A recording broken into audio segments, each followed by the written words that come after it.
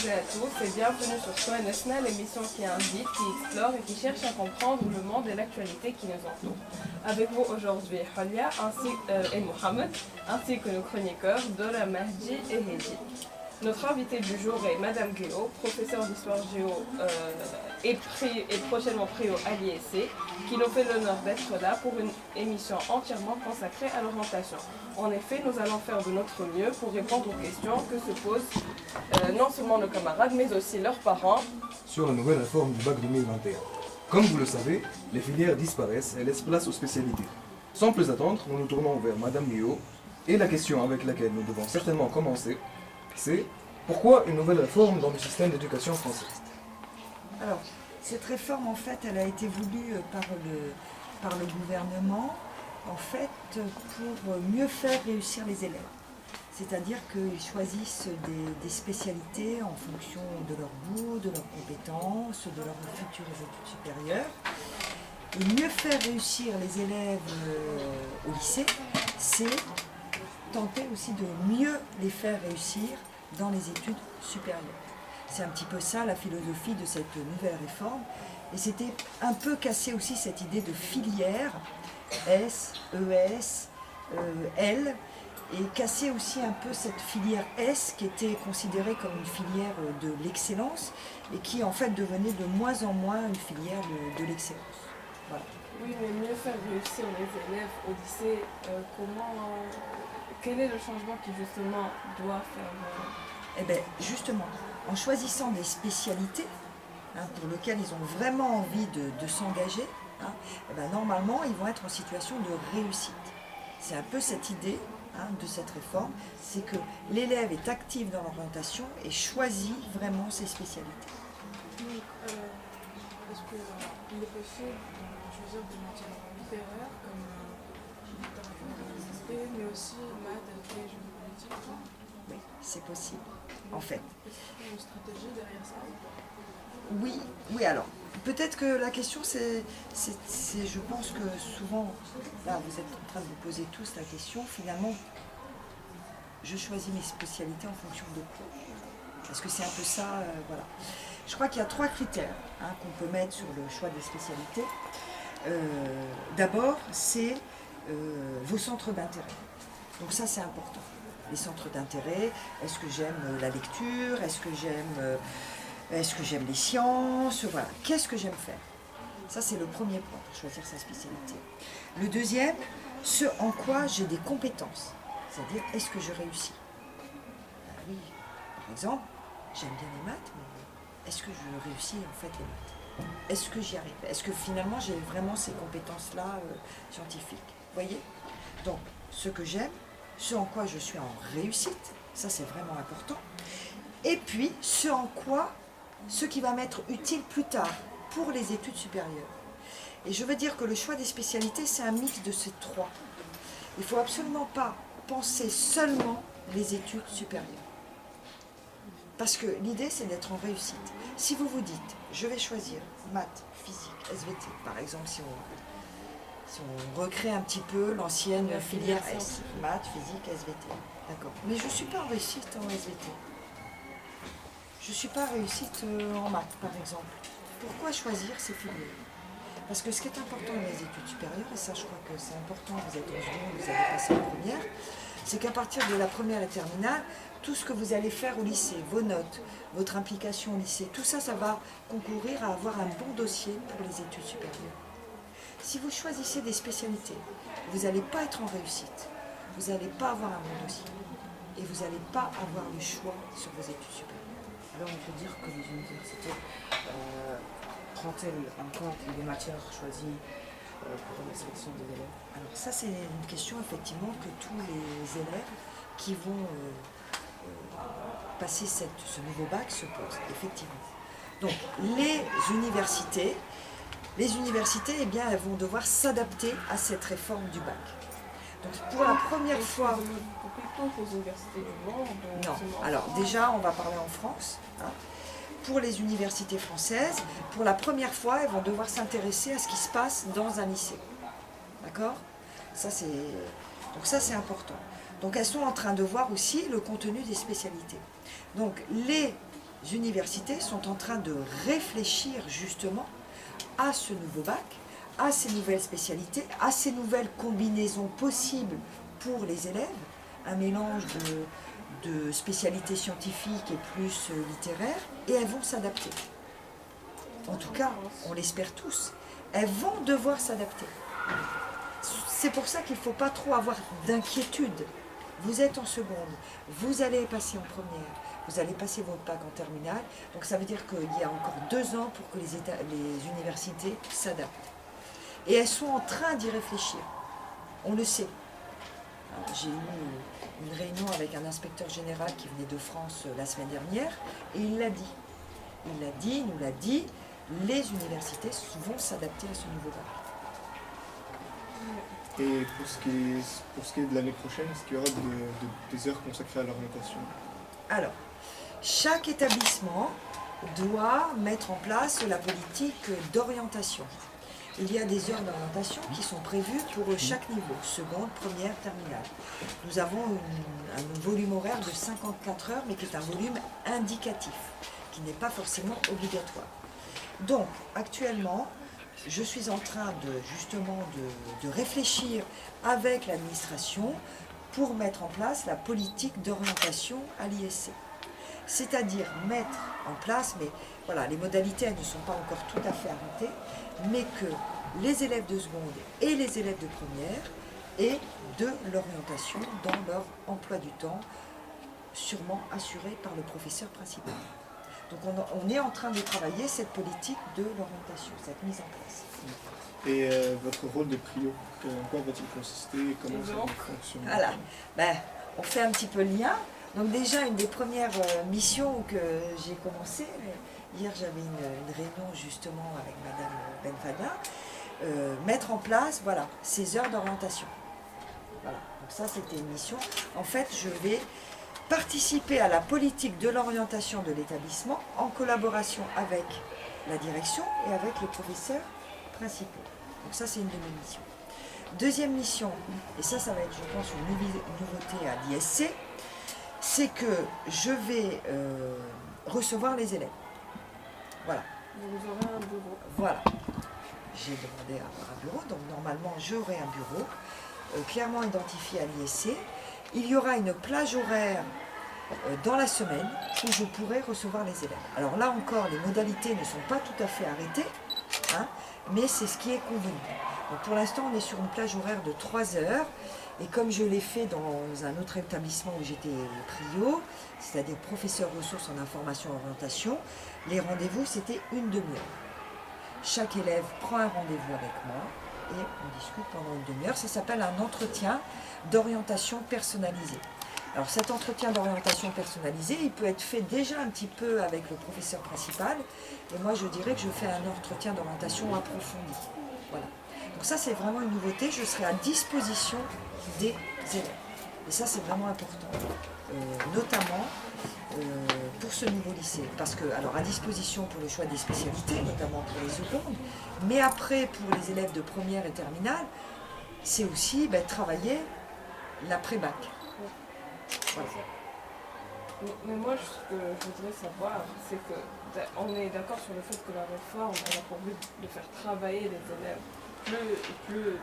Plus de travail pour les élèves du lycée, mais est-ce que... Plus de réussite. Plus de réussite. Non, mais est-ce que ne risquerait-elle pas de former des élèves qui ne sont pas spécialisés dans un domaine précis comme...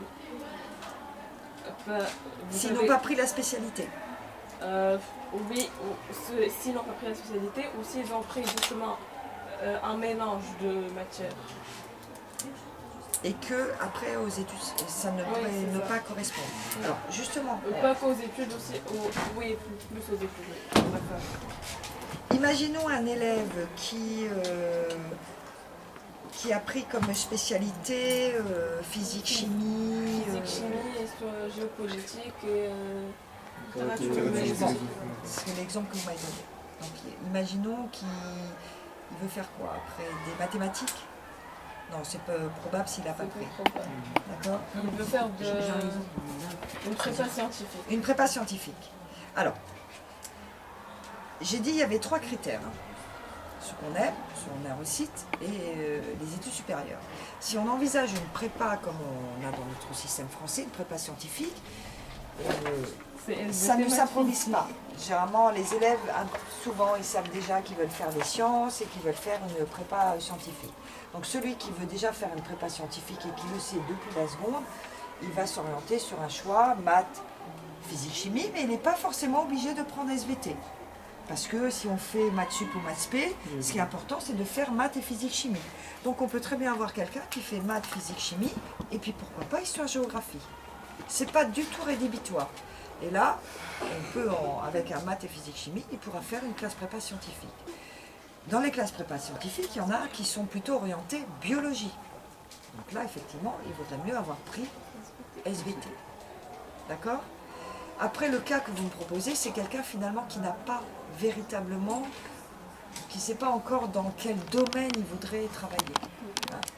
Là, on peut imaginer qu'en fait, justement, les universités, les enseignements, les établissements d'enseignement supérieur vont s'adapter à ce type d'élèves. D'accord ? Et qu'elles vont proposer, par exemple, des remises à niveau. Pourquoi pas envisager, si quelqu'un a abandonné les maths en terminale, et bien que malgré tout, il s'est trompé, il veut faire vraiment des mathématiques en enseignement supérieur. Pour qu'il puisse rattraper ses Voilà. lacunes. Il y aura des cours. Mais c'est ce que sont déjà en train de faire les universités actuellement. Actuellement, même pour les élèves qui sont actuellement en terminale, ceux qui sont un peu faibles dans certaines matières, eh bien certaines universités proposent des modules, si vous voulez, des modules de rattrapage ou de remédiation. Ça existe déjà. Et les universités vont développer de plus en plus ce type de parcours. C'est évident. Donc ce qu'il ne faut pas vous dire, c'est que vous pouvez vous tromper aussi au niveau des spécialités. Vous pouvez vous tromper. Je veux dire, rien n'est terminé après le bac. Comme la première année que vous allez choisir, qu'elle soit mathématiques, médecine, mais peut-être que vous allez vous rendre compte que c'était pas ça. Et vous aurez droit de repartir. Vous savez que sur la plateforme de Parcoursup, là où les élèves de terminale s'inscrivent, vous n'avez pas que des élèves de terminale qui s'inscrivent à Parcoursup. Vous avez aussi des élèves qui sont en première année de faculté, voire en deuxième année de faculté, ou qui ont commencé un brevet de technicien supérieur, qui se sont aperçus que ce n'était pas ce brevet qu'ils voulaient faire. Je ne sais pas, brevet par exemple, transport et logistique. Et c'est pas ça finalement. Donc Parcoursup, c'est aussi une plateforme qui permet, après la terminale, vous voyez, de se réorienter. Et pour les CMG, comment ça se passe ça? Alors, pour le bac, pour l'instant, toutes les filières technologiques elles ne sont pas concernées par cette réforme. Donc ici, à l'ISC, nous avons un bac sciences et technologies, qui est le bac STMG. Il n'est pas concerné par la réforme. Voilà. Donc, peut-être qu'il y aura quelques changements, mais pour l'instant, le STMG, on reste, voilà, avec les options telles qu'elles sont proposées à partir de la première. Il n'y a pas de changement. Il y a eu, pour le bac STMG, il y a eu un petit peu de changement de programme il y a 2-3 ans. Voilà. Donc, pour l'instant, ça ne change pas. Mais ça veut dire que la SMG va passer ça veut dire que la première de maintenant, elle va passer le même truc. Exactement. Ceux qui sont en première et qui vont passer en terminale, ils vont passer la même organisation du baccalauréat que cette année. Le bac STMG n'est pas concerné par cette réforme du baccalauréat. Mais juste pour revenir sur STMG, laisser la filière STMG n'est pas contraire à l'idée de décloisonnement par rapport aux filières? Alors, on peut, c'est vraiment intéressant cette question, parce que c'est une question qu'on a abordée justement à La Réunion l'autre fois avec l'inspecteur général qui venait de France. C'est possible. C'est possible que, au bout du compte, finalement, les spécialités de... Enfin, je ne suis pas Madame Solé, je ne peux pas vous dire. Mais on pourrait imaginer que ces spécialités du bac techno fassent partie de ces spécialités. Et que finalement, on ait un seul bac avec différentes spécialités, spécialités générales et spécialités plus technologiques. On peut imaginer. Mais pour l'instant, on n'a aucune information, aucune source qui nous permet de dire ça. Mais ça serait une possibilité. Par contre, ce qui est sûr, c'est qu'à la fin de la seconde, il y a toujours ce choix. que chaque élève doit faire. Filière générale ou filière technologique. Voilà. Donc ça, voilà. Donc ça c'est quand même un choix aussi important à faire en seconde. Parce que là on parle de spécialité, mais il ne faut pas oublier qu'en seconde, on a toujours quand même, en l'état actuel des choses, est-ce que je vais dans la voie générale ou est-ce que je vais dans la voie technologique?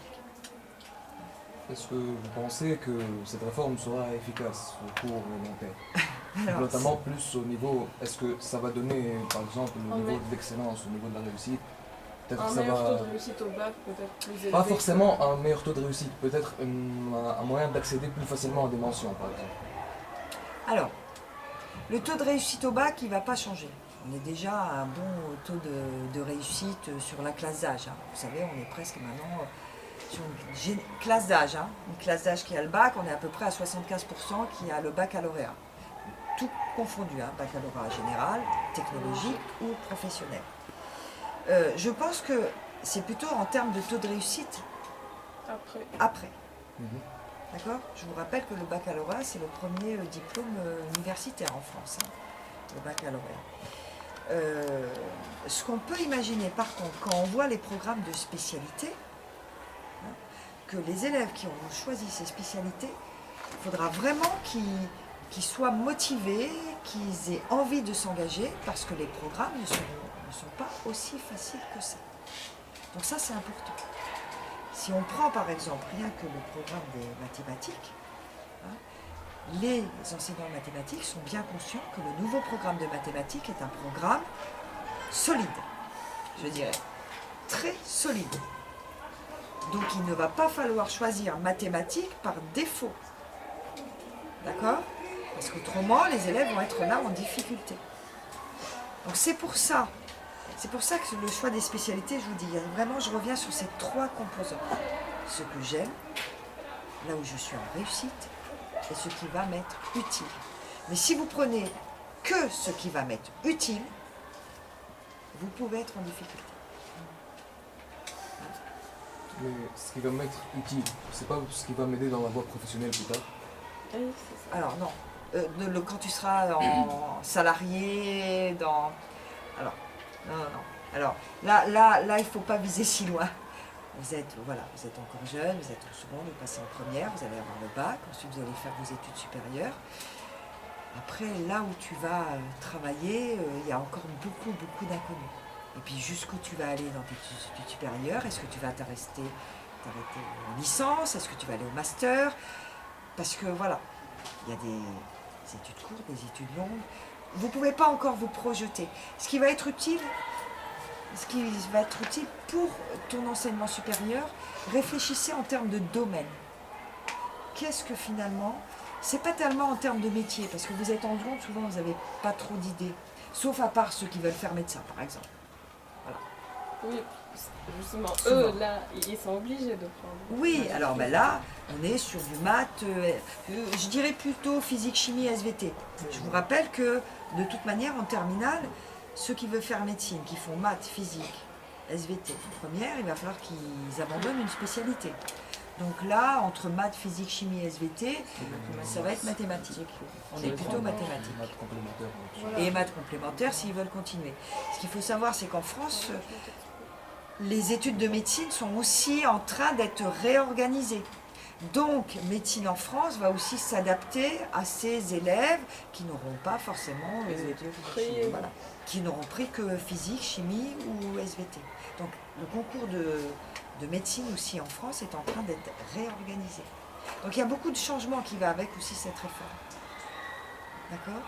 Mais ce que tu disais, c'est pas ce qui va pas m'être utile dans mon futur métier. C'est ce qui va m'être utile pour choisir ma voie dans le supérieur. D'accord? Mais réfléchissez aussi en termes de domaine plus que métier. C'est-à-dire quel domaine? Domaine plutôt artistique, domaine littéraire, domaine de la communication, domaine du commerce, domaine des sciences, vous voyez? Il faut réfléchir en domaine. Et c'est là qu'on s'aperçoit on peut avoir différentes spécialités qui nous amènent à plein de domaines. Ça veut dire, madame, on peut pas choisir comme ça, on peut pas aller choisir maths, SES, SVT pour après vouloir aller médecine, ça ne serait pas possible car on n'a pas une spécialité qui sera utile pour nous, pour l'université en fait, qui est la physique-chimie. Celui qui veut faire médecine, qui prend maths, physique, chimie, SVT, c'est bon. Non, SES, il a dit. Ah, SES. Eh bien, celui qui veut faire médecine, imaginons, il prend physique, chimie, SVT. Maths, finalement, ça ne lui plaît pas. Pourquoi il ne prendrait pas SES? Et en terminale, il abandonne SES et il garde physique, chimie, SVT, qui me paraissent quand même là, par contre, des matières, des spécialités qu'il faut garder pour médecine. Ça ne me paraît pas du tout aberrant.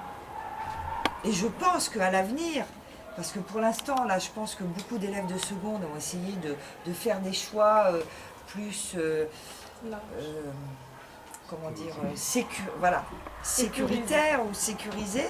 Mais je pense qu'à l'avenir, si la réforme finalement prend bien, eh bien les élèves vont choisir aussi ce qu'ils aiment. Et ce qui se passe en France, apparemment, j'ai quelques retours, c'est que là où les élèves, où l'orientation a beaucoup été travaillée, ben, les élèves ne se sont pas contentés de prendre différentes, recréer les filières, les anciennes filières. Oui, mais le fait que les élèves prennent des choix sécuritaires et sécurisants, ça n'est pas révélateur d'un manque de confiance dans les nouvelles réformes. Peut-être, Mais peut-être. c'est la première année. Voilà, c'est la première année. Voilà. Donc, ce qu'il faut imaginer, oui, c'est la première année pour tout le monde finalement. C'est la première année aussi pour les enseignants. Il ne faut pas oublier ça. Donc voilà, donc les enseignants, ils ont essayé de faire aussi, de vous orienter le mieux possible avec ce qu'ils avaient comme information, parce qu'il faut savoir aussi que les informations sont arrivées un peu au compte-gouttes. Voilà, donc tout ceci va se mettre en place. D'accord ? Donc, ce qu'il faut vous dire aussi, c'est que vous n'êtes pas tout seul. Je veux dire, tous les élèves de seconde des lycées français en France et des lycées français à l'étranger sont comme vous. Donc, les universités, quand elles vont vous voir arriver au niveau du bac, elles vont prendre en considération aussi que vous avez été les premiers à essuyer peut-être un petit peu les plâtres de la réforme. Il ne faut pas vous inquiéter. D'accord ? Oui, mais en France seulement. Alors, pour les autres pays, je ne suis pas spécialiste des autres pays, mais moi, je parlerai juste par exemple du Canada. Le Canada, les élèves suivent un cursus jusqu'en seconde, en école secondaire, et ensuite, 2 ans après, ils vont dans ce qu'on appelle le cégep, au Canada. Et le cégep, si vous voulez, c'est déjà un petit peu un lycée où les élèves déjà prennent quelques spécialités. Vous voyez ? Et d'ailleurs, en cégep, ils peuvent très bien prendre des spécialités plutôt sciences et plutôt, par exemple, humanité, donc littéraire. C'est tout à fait courant, par exemple, dans certains cégeps au Canada.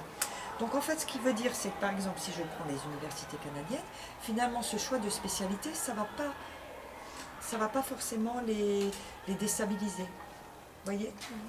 Donc, voilà, je pense pas que ça va être un souci.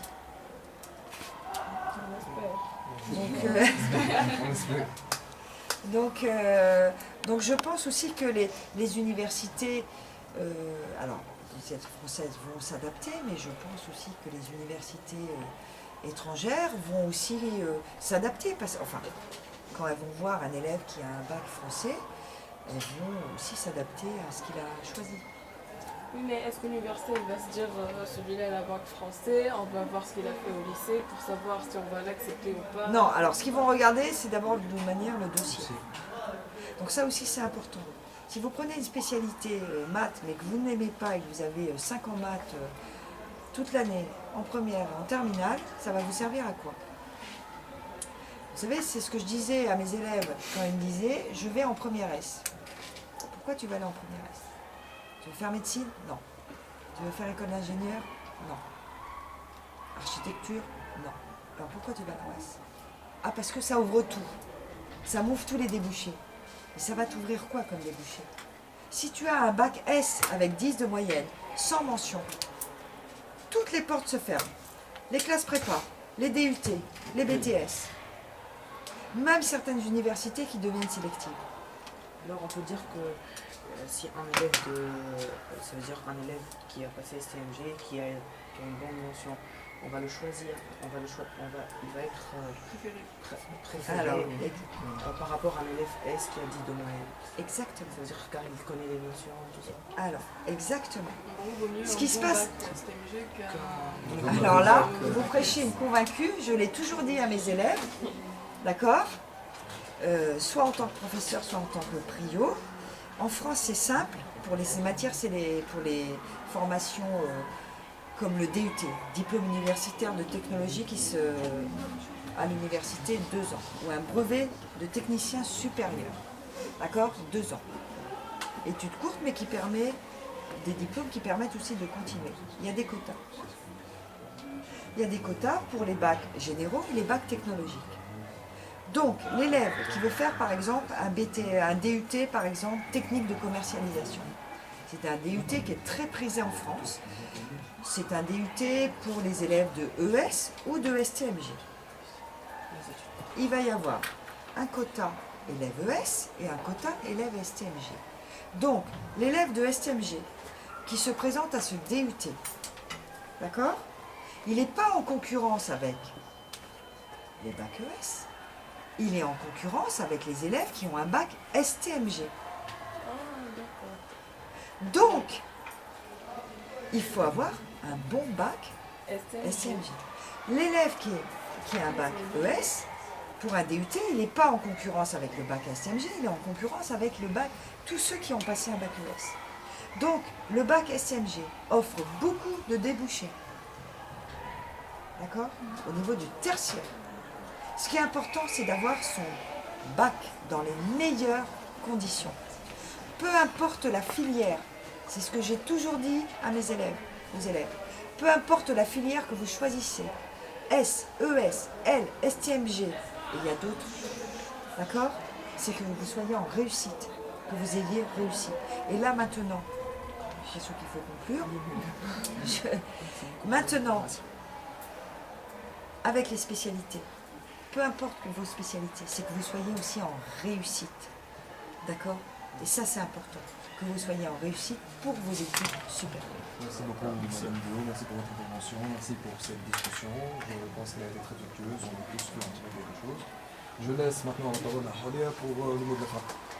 Donc c'était la dernière émission de l'année avec vous, du coup, en espérant tous vous retrouver l'année prochaine pour d'autres émissions sur les médias de l'école. Merci à vous, donc Madame Bio, d'être venue aujourd'hui. Merci à Monsieur Auriac et Madame Gendora pour tous vos efforts sur toute l'année. Et à bientôt. Merci. Merci à vous d'avoir accueilli. Faut pas me laisser